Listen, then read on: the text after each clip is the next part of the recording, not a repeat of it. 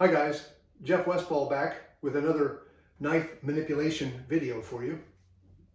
Today we're going to look at 3 different configurations all within the Heaven Grip mode.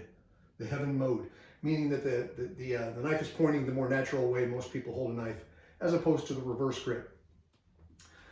The most natural and fundamental grip is what I call a 5-digit grip. A 5-digit grip means that I've curled all 4 fingers tightly around and I've locked my thumb down. This is first and foremost a really good grip to not lose your weapon. Very secure. Certain thrusting attacks can be okay, but when you thrust into something really heavy or really hard and bony, this is going to tend to want to travel down.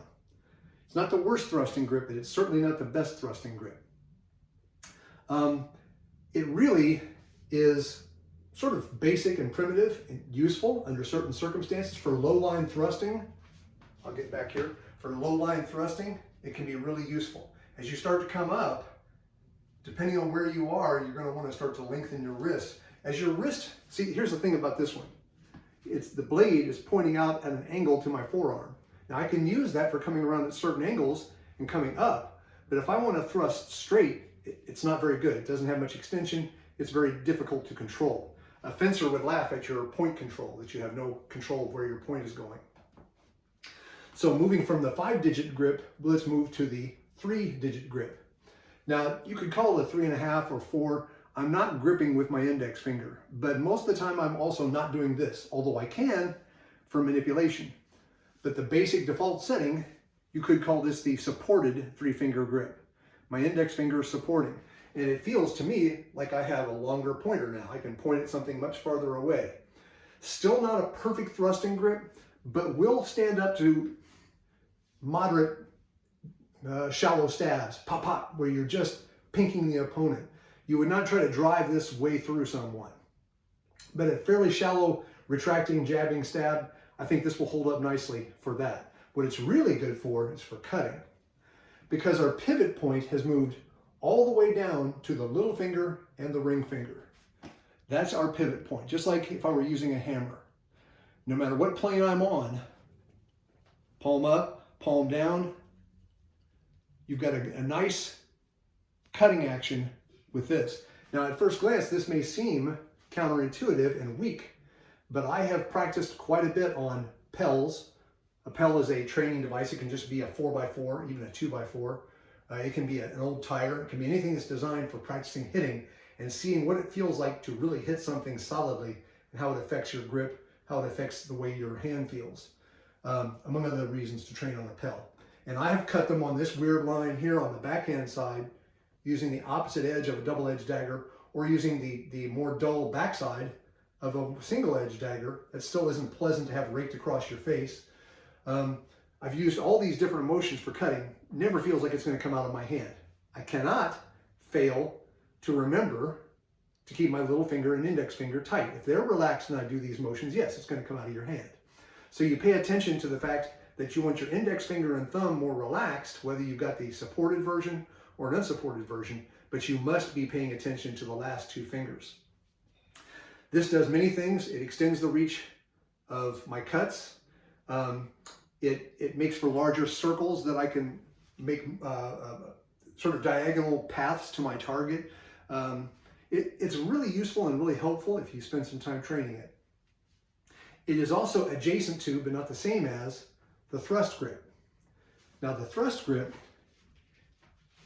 is set up so that my forearm bones are basically extended out into space. It's like I've got some sort of weird linear Wolverine claw coming out of my hand. My 2 fingers wrap around, my index finger stabilizes, and my thumb pinches. So it's close to the 3-finger grip or the 3-digit grip, but it's further up in my hand. Here's the 3-digit grip. Look at where the puño, the butt of the weapon is. Here's the thrusting grip. Thrusting grip doesn't feel nearly as good for cutting. Again, a cut that doesn't get very deep in, it just goes across the surface, that's probably okay. Not so good for more serious work. But for thrusting, it's hard to beat this grip.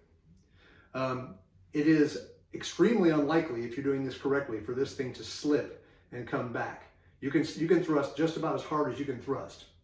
Now, this can have a drawback if you have a design of weapon where it's painful for that to be pushed into your hand.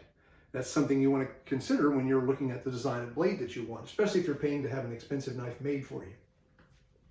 So we've got thrusting grip right next door to 3-finger grip, right next door to 5-digit grip. 5-digit, 3-digit supported, 3-digit unsupported. Especially the unsupported 3-digit is really useful for manipulation. Let's say you're in the middle of doing something and you happen to have a knife in your hand. Maybe you're an operator for the military or for the government, and you're running through a building and you've got to open a door, but you have a knife in your hand. Yes, if you have the time, you can put the knife in a secure location, open the door, and draw the knife back out. But I can easily open a doorknob with these 2 or these 3 fingers.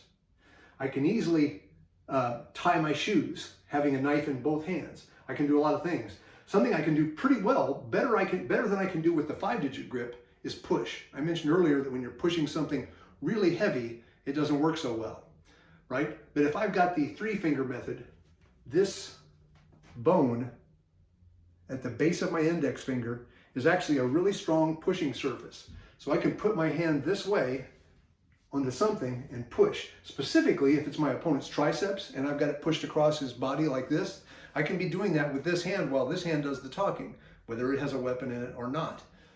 So you can catch things in the web of this, and you might say, well, how am I going to hang on? You don't always need to hang on. Sometimes you're only wanting to push something without worrying about it getting away.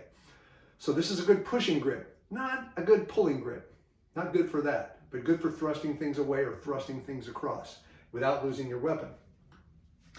So I think that's taken us through applications of the 5-digit grip, the 3-digit grip, whether supported or unsupported, and the thrusting grip.